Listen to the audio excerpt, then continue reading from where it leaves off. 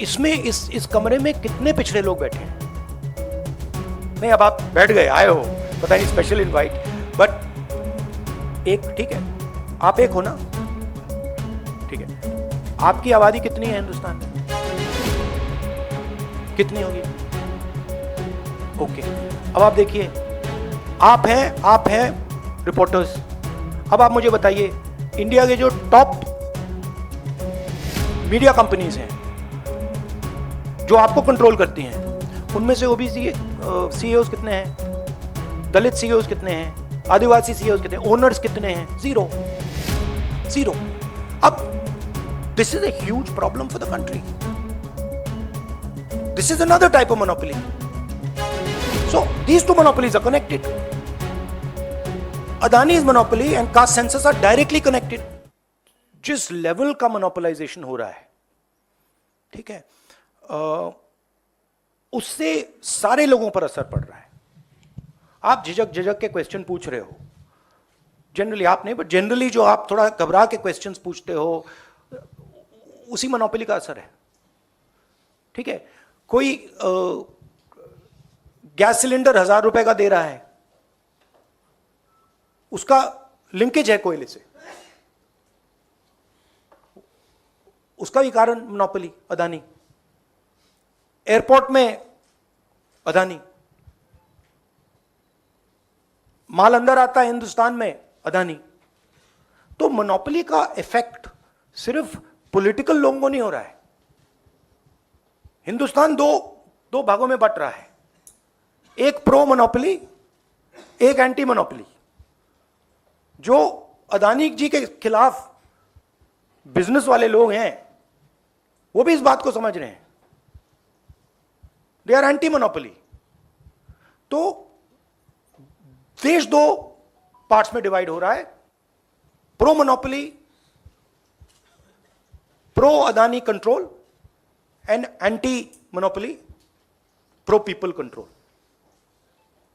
ठीक है। उसमें जनरली जो ऑपोजिशन की पोजीशन है, ब्रॉड जो पोजीशन है, वो एंटी मोनोपोली कंट्रोल है। राहुल जी नमस्कार। हाँ, आवाज सिर्फ राहुल गांधी की सुनाई देती है। अब पोजीशन मैं इसलिए बोला कि सुनाई नहीं देती, और वो भी एक प्रेशर है जहाँ पे आपको काम करने की जरूरत। ये मेरा सवाल था, क्योंकि आपके अलावा किसी दूसरे की आवाज नहीं। वो तो नहीं, वो तो है, दूसरों की आवाज है। इट इज नॉट दैट दूसरों की आवाज नहीं है। आप लोग थोड़ा ज्यादा मेरे ऊपर फोकस कर जाते हो।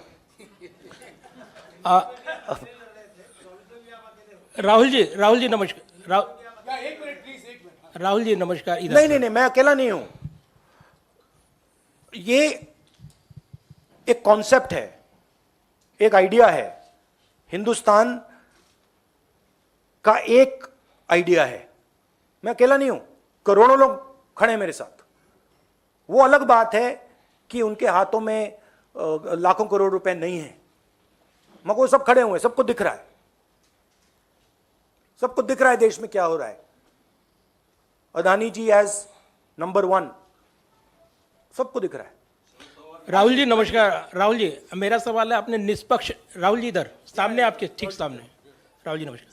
अब मेरा सवाल है, जिस तरीके से निष्पक्ष न्याय का आपने जिक्र किया है और उसमें भागीदारी रिजर्वेशन को लेकर ओबीसी का आपने जिक्र किया है, कल एक फैसला आया सुप्रीम कोर्ट का, क्या आपका ये जो बयान है इससे जुड़ा हुआ है, या कैसे न्याय कैसे निष्पक्ष सुनिश्चित हो, भागीदारी क्या न्यायपालिका में भी, क्या आप उसका जिक्र करें? आरक्षण का ये इशू स्पष्ट कीजिए, ये क्योंकि देखिए, मराठा आरक्षण को लेकर भी लड़ाई एक सिंबल है। अदानी जी एक सिंबल है। जैसे आपने कहा, मेरा पर्सनली अदानी जी के खिलाफ कुछ नहीं है, ठीक है। मैं स्ट्रक्चर को देख रहा हूं और मुझे स्ट्रक्चर में प्रॉब्लम दिख रही है। अगर अदानी जी का कोई और नाम होता तो मैं उसके बारे में बोलता। तो Adani ji has become a symbol of monopolization of India, and monopolization अब सब जगह पहुंच गया है। देखिए, पहले मोनोपोलाइजेशन बिजनेस में था, अब मोनोपोलाइजेशन रेलवेज में आ गया, ट्रांसपोर्ट में आ गया, पोर्ट्स में आ गया, एयरपोर्ट्स में आ गया, यहां आ गया, ईडी सीबीआई में घुस गया, Adani is controlling ED and CBI, brothers. Right? Bombay Airport, he got Bombay Airport by controlling CBI and ED. So he's controlling the country. So that is my problem. Number one. अब main बात क्या है कि number one Adani monopoly, number two monopoly जो देश के पिछड़े लोग हैं, दलित लोग हैं, आदिवासी लोग हैं, उनका सरकार को चलाने में उनका रोल ही नहीं है। मैंने उस दिन आपसे पूछ दिया, शायद पूछना नहीं था, बट इसमें इस कमरे में कितने पिछड़े लोग बैठे हैं? नहीं, अब आप बैठ गए, आए हो, पता नहीं स्पेशल इनवाइट, बट एक, ठीक है, आप एक हो ना, ठीक है। आपकी आबादी कितनी है हिंदुस्तान में?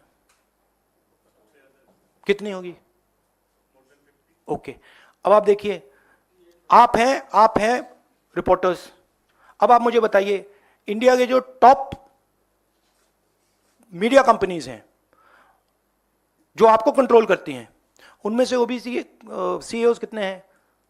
दलित सीईओज कितने हैं? आदिवासी सीईओज कितने हैं? ओनर्स कितने हैं? जीरो। अब this is a huge problem for the country. This is another type of monopoly. So these two monopolies are connected. Adani's monopoly and caste census are directly connected. And what I'm trying to do is show the connection to the people of India. कि ये connected है, कि यहां पे 90 लोग हिंदुस्तान को चलाते हैं, उसमें 3 पिछड़े हैं, पिछड़ों की आबादी 50%, बजट का कंट्रोल 5%, आदिवासियों की आबादी 12%, कंट्रोल 0.01%, मतलब 100 रुपए में से 10 पैसे, दलितों का कंट्रोल 1%, 100 रुपए में से 1 रुपया। तो दिस इज नॉट एक्सेप्टेबल। अगर हम मतलब सुपर पावर की बात कर रहे हैं, देश की प्रगति की बात कर रहे हैं, तो ये स्ट्रक्चर एक्सेप्टेबल ही नहीं है। इसीलिए मैं कास्ट सेंसस का सवाल उठा रहा हूं। And caste census is what? It's x-ray. हम ये भी नहीं कह रहे हैं कि एक्शन क्या लेना, हम ये कह रहे हैं भैया पहले एक्सरे लो, पता लगाओ इस देश में अदानी कितने हैं, पिछड़े कितने हैं, दलित कितने हैं, आदिवासी कितने हैं। एक बार डेटा आ जाएगा, उसके बाद हम जो हिंदुस्तान के डेवलपमेंट के नेक्स्ट स्टेप है, रेवोल्यूशनरी स्टेप है, उसको हम शुरू कर सकेंगे। तो ये मेरा मेन पॉइंट है।